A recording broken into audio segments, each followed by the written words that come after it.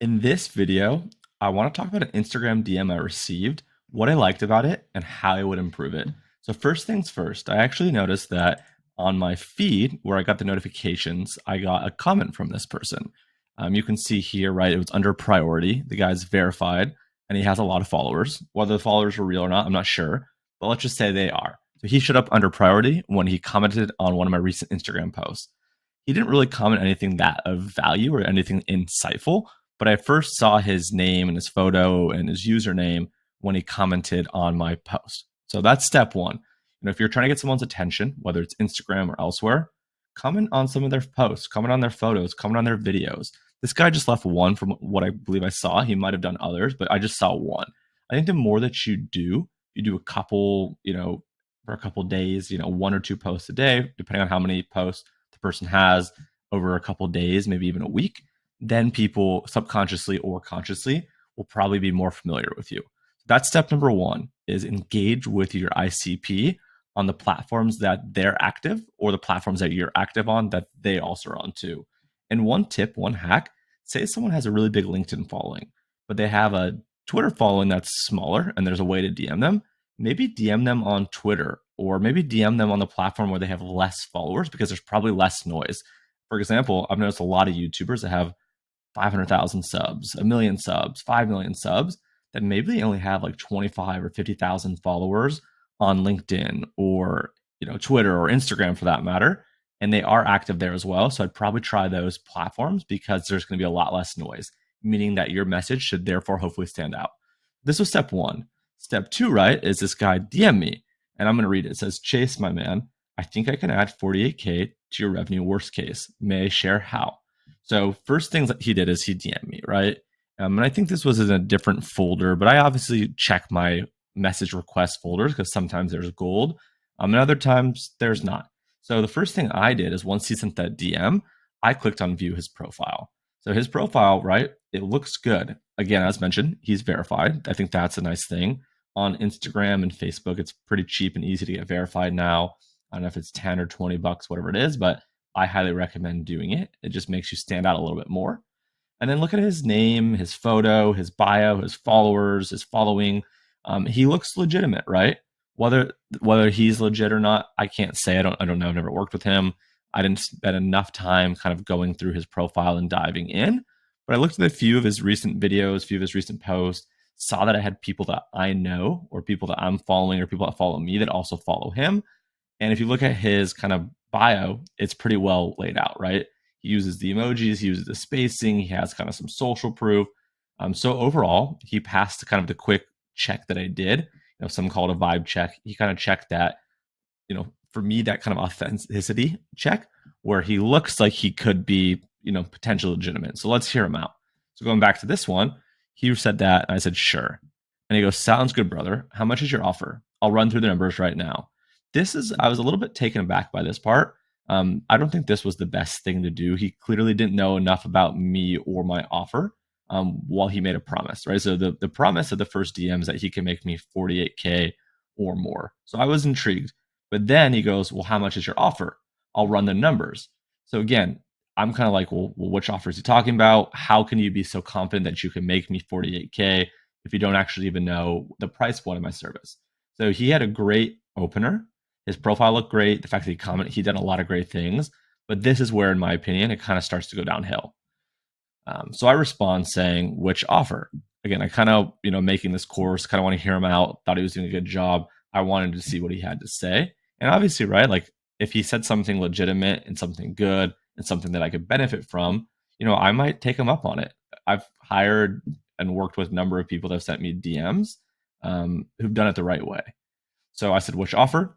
And he goes, your main one. I see two in your bio, email and LinkedIn. For me, my focus right now is my LinkedIn service. So I said my LinkedIn service is 500 per month. And he goes, oh man, the minimum is 2K. So again, if he had done a little bit of homework and figured out, the pricing of my LinkedIn offer, the pricing of my email offer, and he just went after my email offer as the first chance, that probably would have done better for me than going after kind of an ambiguous opportunity and then kind of fishing and hoping to get this thing. However, he does kind of recover a little bit where he goes, okay, bummer. our price is 2K. So he's establishing, right, that he has some kind of criteria and boundaries. That is important. And then he goes, how much is your email offer?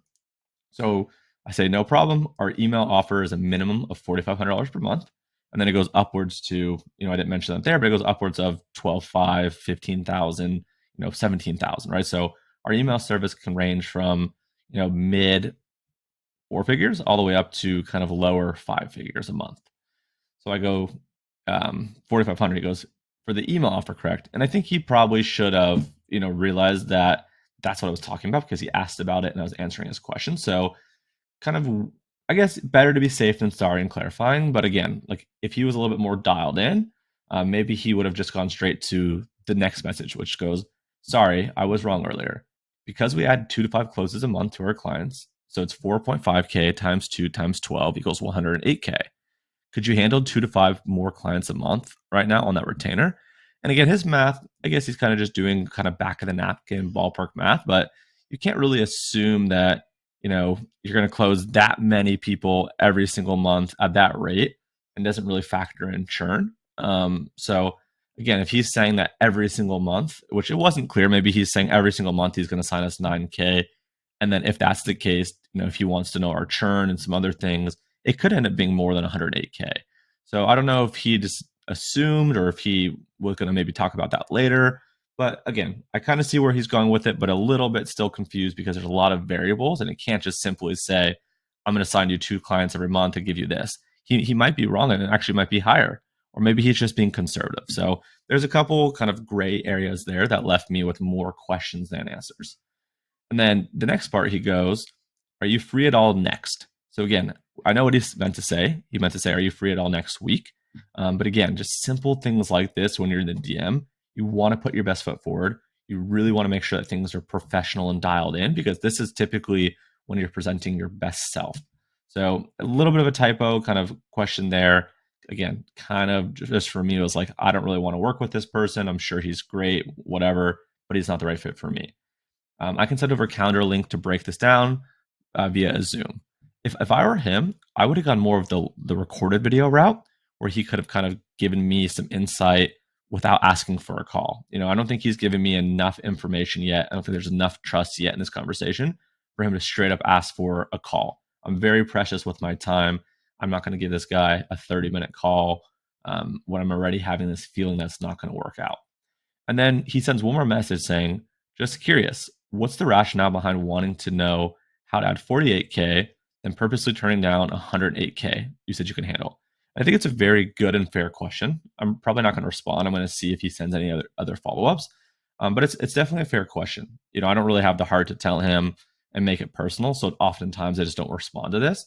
But as you guys knew, right, there's a couple things he could have done differently, less going for like the call right away, maybe offering a little bit more value, asking a couple more questions, that type of thing. But overall, I think there's a lot of promise to this type of approach with this guy in particular. He did a lot of things right, and I think if he made some of these kind of small improvements of correcting grammatical errors, kind of adding a little bit more logic to the back of the back of the napkin math, kind of understand a little bit more about our offers and who we work with, right? You don't know who we work with, you don't know the size of the brands we work with. So I think that's kind of my feedback and advice, and hopefully it was helpful kind of breaking down a little bit of how this guy approached it. Most of the time I don't even respond. So the guy got me to respond. I was kind of curious and intrigued. So take the good from this, correct the opportunity, kind of the bad, and hopefully you'll be on your way to getting more people to eventually hop on a call with you. Right? That's the goal, is building trust in the DMs or via email to get someone intrigued and interested that either they want to pay you and offer you money right away, which is rare. I've done that before. I've paid people straight from DMs without ever hopping on a call. Or more realistically, trying to get them eventually warm enough that they're open and interested in a call. So I hope this was helpful. Let me know and go crush it.